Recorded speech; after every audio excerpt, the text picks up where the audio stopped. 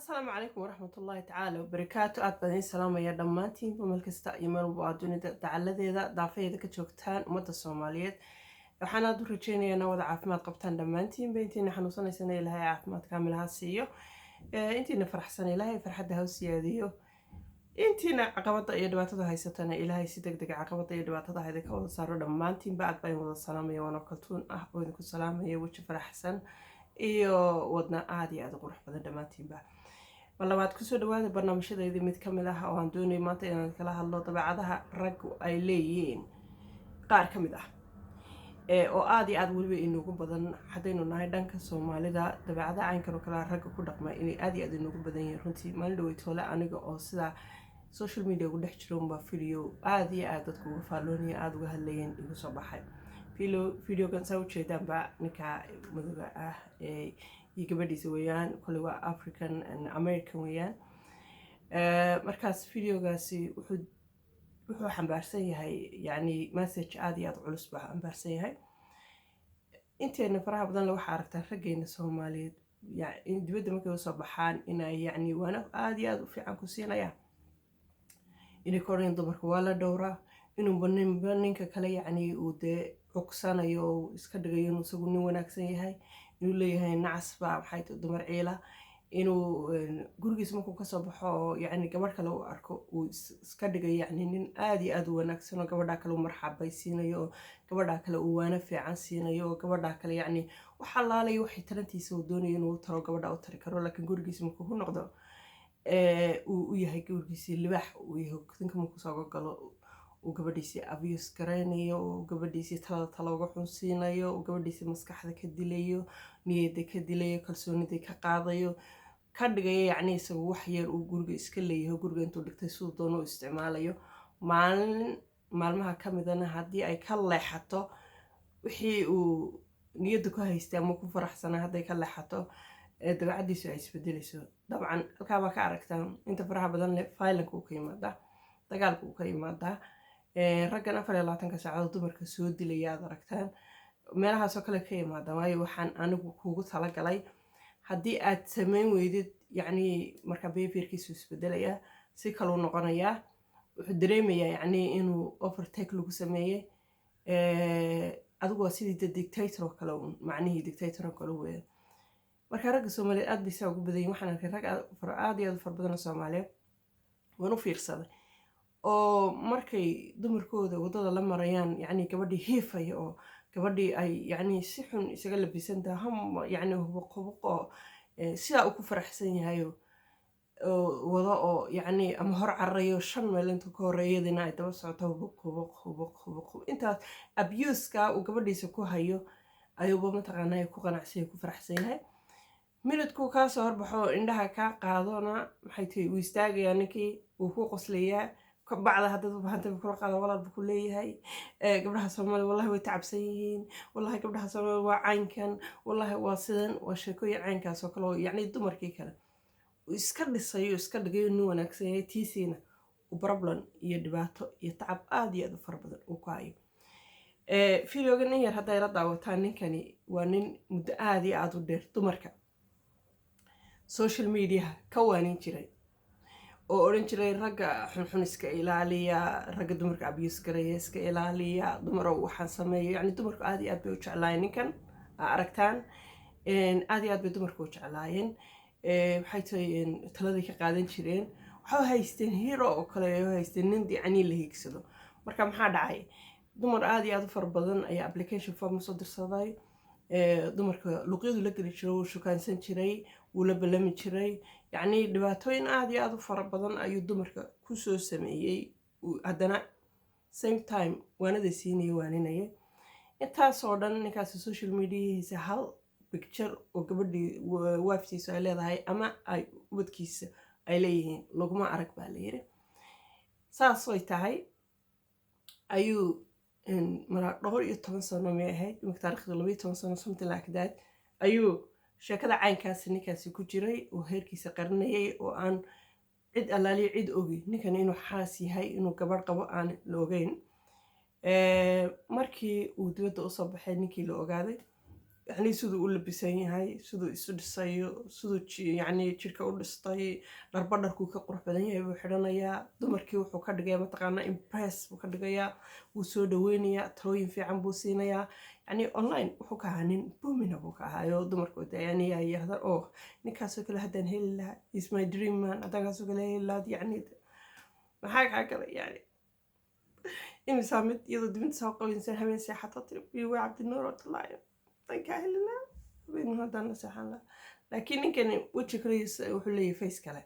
مسكينة طيارة هرتين فردا وسدا كعنت وهاي ساعة عبوتشنا كلمة كيس هذا صوت فنية كيك عاموس نيا هارن كل ذو كل فنية مسكينة طيارة داركتان وحتى ودي ذي فول لقيني صوف ولا قطع مواد ديار حتى أفكار سو مرصت ودي وحنا بدين نقول لي هوري ياب صفر يسهل كنا يا تذكي وين وحكي عن عنا ayuu mataqaanaa qabaa markii wixii ay soo baxeenna maskiinadu way abuusan tahay guriga ku haystaa gabadhiisii buu sida u gelayaa xitaa dee public social media ayuu soo fadhiisay video buu ka duubayaa millions people baa daawaday videoga daawanaya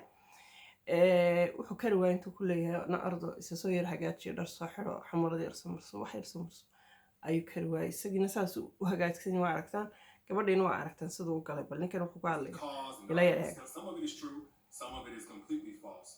But the truth is, and I'm saying it here now, is that Derek Jackson was involved with other women outside the marriage. I'm not involved, I want to be clear. I'm not talking about just casually kicking it, maybe a lunch or something like that. I'm talking about as serious as sex, to sexual flirtation and meeting up and that kind of thing. And some things that otherwise may be considered okay by some in terms of like just chatting or checking on people or being checked on by people that I've had a previous encounter with. But without my wife's knowledge of it and with us having a sexual history, all of it falls under the umbrella of inappropriate, cheating, affair, stepping out. Definitely not in alignment with the vows that I took, and definitely not in alignment with the biblical standard of what it means to be faithful, which is the standard that I'm going by now. Now, I'm saying this publicly, not because I'm, married to you guys. First and foremost, I'm accountable to God. Then I have to be accountable to my wife, in which we've already had this conversation. I've already told her literally everything. I've given her basically a roll call list. If I've said hello to a woman in the last 12 years of me knowing her, she knows about it. But now that it's been made so public, it's important that I first off let you guys know I do not stand by those actions. I don't want to encourage anybody to do that. And then secondly, I know that I cannot build a platform preaching. Anyway, ninkani social media imika aad iyo aad baa looga hadalaya caan buu ka noqday adinkuna waa seej garan kartaan oo ninkan waa soo daawan kartaan laakiinse dhammayntiina aan usoo qaatay ninkan oo aan doonaya ninkan aan uga hadlaba waxay iila yar ekaatay simila siday ragga Soomaaliyeed u dhaqmaan iyo ninkani inay isku yar dhaqayeen bay la ekaatay nin gurigiisii dhibaato ku hayo gabadhiisii dhibaato ku hayo gabadhiisii caburinayo oo gabadhiisii maxay tahay oranayaan cabaayad jeexjeexan ku bax oo kalsoonida ka luminaya oo hadday gabadhiisii hagaajisay doodo baxdo jiq oranaya ama dilaya ama yani dano ku sameynaya badanaa dumarka Soomaaliyeed marka la guursado waad aragtay tiyo bamin oo cirka marayso qurux badan oo saasle ninku guursanaya maanta intuu fooda qabto ku madaxa ugu faraya ya kama kala jaad xiro cabaayad dhinaca ka jeexan xiro waxa doontid xiro dibadda u baxbu kulay waa lagu qabaa waxa laga eegaya yaad isu dhisaysaa haday salaado in yaro ma taqaanaa wax yartay nafta ma taqaanaa ku yar xawaashay yani wuxuu leeyahay yaad iska dhisaysaa yaad isu dhisaysaa yaad isu hagaajinaysaa yaad yaad soo hagaajinaysaa meel naag la qabo oo waxa sameynaysa dibadda waxa ku maraysa meel la arkay ya at the same time sagi suurki buu xidhanaya uu isdhisay cadab isku jabinaya uu meedhanaya caynka buu sameynaya ninkaagii waanay dhis buu leeyahay gabadhii way hagaajinaysaa dharkii waa kaawadanaysaa wax walba sameynaysaa isagoo taagan muu doonaya dibadda u baxo hadhowna intuu dib ugu soo noqdo ku leeyahay maqaaxida dhan anaa ka dhex muuqday marka waxaa lagu yidhi wallaahi naag fiican baad qabtaa ya dumar baa rag isdhaafiya waniga gabadh wanaagsan baad qabtaa ninba ninkuu ka yacni ka shidan yahay ee ka dhalaalaya ee ka nadiifsan yahay ee ka qurux badan yahay waa nin gabadh ay dee guriga u fadhido laakiin isagu iyadoo hadday istiraado yar kor yarka wuxuu leeyahay hey waa lagu qabaadee waxaad ismooday yaad iska dhisaysaa yaad u labisanaysaa yaad cadarkan isugu jabinaysaa miyaan gabadh lagu qabaahayn dahay gurigaaga fadhi maxaa ku wadataa haye baryahan dee kuman fahmin baryahan ood sansanqanaysa baryahan marka wuxuu ila ekaaday ninkani simala ragga soomaali intooda faraha badan leh ma odhanayno waa dhammaantoodba laakiin intooda faraha badan leh ayuu ninkani ila ekaaday similar marka runtii maalintaan daawanayay aad iyo aad baan ugu qoslay waanan islahaa ninkan ka falaaqooda ka hadal waan islahaa laakiinse waqtigiiba ay saamaxi waayo dabeecadaha kale ninkan ku arkay waxa weeyaan dabeecadaha kale ku arkay ninka waxa weeye isaga isfaaninayo wuu soo fadhiisanayo wuxuu iska dhigay inuu qof kale ka sheekeynayo laakiin isaga waa iska sheekeynayo wuxuu ku leeyahay hebel waa nin caynkana hebel waa nin tafa hebel waa nin shaqaysta hebel waa sidan hebel waa caynkan hebel waa keed hebel waa qof hebel isagii baa iska hadlaya oo is-ammaanaya oo isfasiraya laakiin waxaad u haysataa laakiin inuu hebel kale oo kale ka hadlay inta hore dhan shaki ku galay waxaad leedahay hebelkan sidan u faaninaya saan uga hadlaya waayo laakiin isaga ayaa iska hadlaya isfaaninaya ragga soomaaliyeed taama ku aragteen may la dareenteen nin walba oo soomaaliyeed isaga isfaaninaya nin baan ahay tofa nin taagan baan ahay nin caynkanaan ahay nin shaqaystaan ahay ninkanaan ahay keer baan ahay bababa anaa heerka ugu weyn libax baan ahay layma taabto agteeda lama soo maro daciif mayhi sama sheekooyin caynkaasoo kale ahay maydin taabteen mayra mataqaanaa dareentay ragga soomaalida ka dareentay taana waan ka dareemay runtii marka aad iyo aad ayay qisadan xiise u leedahay intiina waqtigoo haysa daawan kartaa oo ku yaaca youtube-kiisa daawada go jacket runtii waxyaabo fara badan baa idinka soo kordhaya marka anigana dee taasaan aad iyo aad ula yaab waxaan ragga soomaaliyeed dumarkooda intay bahdilaan iyagii intay suud dibadda u xidhaan 3 qoraladoo cadar intay isku jabiyaan gabadh allaalay gabadhii kasoo horbaxday ku boodayay ku odhanaya allah gabadhan dayacaan balayga bacaha sidata walaalaan kula qaado walaal ninkaagi may dumarka saasoo dayacay walaal caynka walaal may walaal caynka walaal naxariista iyo wanaaga ka baxaya gabadhiisa ma tuso heerkiisa ma tuso waayo waxaan hubaa waan saa u leeyahay nin walba oo soomaaliyeed hadduu naxariista uu tusayo gabadh kale uu gurigiisa tusi lahaa oo xaaskiisa tusi lahaa uu ku dhaqi lahaa inaanu guri soomaaliyeed ba dumayn baa qaba guryaha soomaaliyeed maxay u dumayaan waxay u dumayaan caburin waxay u dumayaan naxariis la-aan waxay u dumayaan yacnii qofkii qofka kale korka kaga taagan gabadha dumarka guri un inta mataqaanaa la dhigo